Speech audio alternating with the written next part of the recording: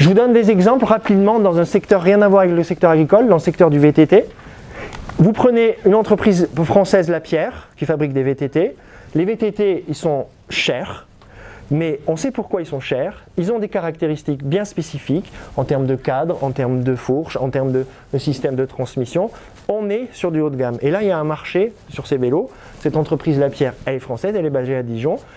Ils assument que les coûts de production sont plus élevés, mais ils ont réussi à trouver un positionnement qui fait que ces VTT plutôt chers, on trouve des clients et l'entreprise est positionnée sur ce modèle économique-là. Un autre exemple, Between. Donc là, Between, on est sur la domination par les coûts. On a des vélos qui sont en termes de prix à des prix tout à fait moyens.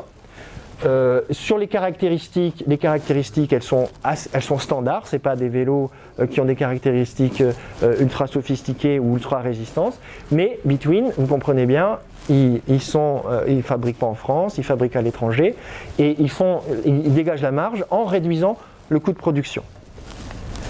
Vous prenez Micmo, là on est dans le low cost. C'est une marque asiatique. Les vélos sont de mauvaise qualité, ils sont très peu chers et effectivement, ils ont considérablement réduit les coûts de production. Donc le client, c'est vraiment pour des usages bien particuliers, mais l'entreprise gagne de l'argent. Vous comprenez? Et la solution, le quatrième modèle, c'est Canyon. C'est une marque de VTT allemande. On est sur des VTT de très bonne qualité que l'on paye assez cher. Et ils ont réussi à réduire les coûts de production parce qu'ils font de la vente en ligne.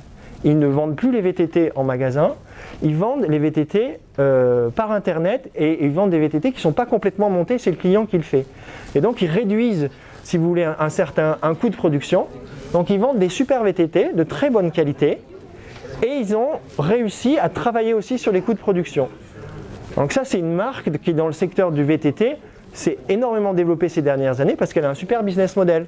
À la fois des super VTT pas très très chers, un peu moins chers que Lapierre par exemple, et pour eux, pour l'entreprise, ils ont réussi à atteindre des coûts de production moins élevés. Donc une grande rentabilité, donc capacité d'investissement, capacité de développement à l'étranger, capacité de financer des courses, capacité de financer une image de marque et des campagnes marketing.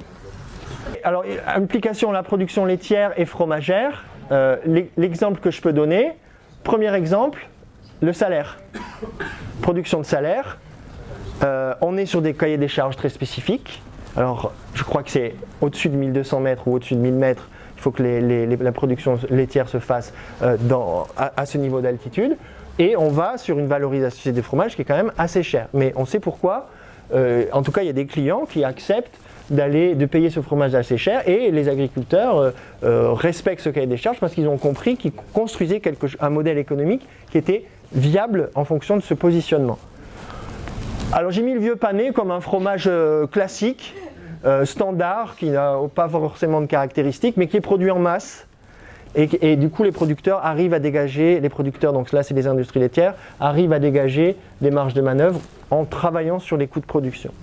J'ai mis le Babybel, un fromage low cost, alors je ne sais pas si vous êtes vraiment complètement d'accord avec moi, mais ce n'est pas du super fromage, pas de très grande qualité, il n'est pas cher et on a des coûts de production qui sont relativement faibles et on touche un segment assez large de clients qui ne sont pas forcément des grands connaisseurs de fromage. Et puis j'ai mis Président, alors je ne dis pas que c'est le meilleur fromage du monde, mais je vous dis qu'ils sont super forts en marketing, qui nous font payer sans doute un peu plus cher le camembert que ce qui coûte, ça c'est certain. Donc on n'est pas sur un prix standard et il y a des effets marketing, des effets d'image, des effets de merchandising qui les amènent à se positionner sur un prix supérieur, alors que dans les faits, ils ont certainement des coûts de production et des capacités de production qui font que ils dégagent cette valeur ajoutée. Donc vous voyez, ça c'est penser la compétitivité d'une entreprise, c'est choisir un chemin pour dégager une compétitivité. C'est soit se différencier par le haut sur les coûts, et la qualité des produits, c'est soit réduire au maximum ses coûts de production, c'est soit accepter de faire du low cost, ou soit trouver un chemin idéal qui est à la fois de valoriser un peu plus et de parvenir à réduire ses coûts de production. Et c'est là que débute l'histoire et que la question de modèle économique prend tout son intérêt. Parce que le modèle économique, une fois qu'on s'est dit ça qui finalement est assez évident, enfin je pense qu'intuitivement on se comprend bien, il faut arriver à penser l'entreprise et l'exploitation agricole et son mode de fonctionnement pour arriver à dégager un chemin. Et c'est là que la notion de modèle économique, de business model canvas, elle intervient.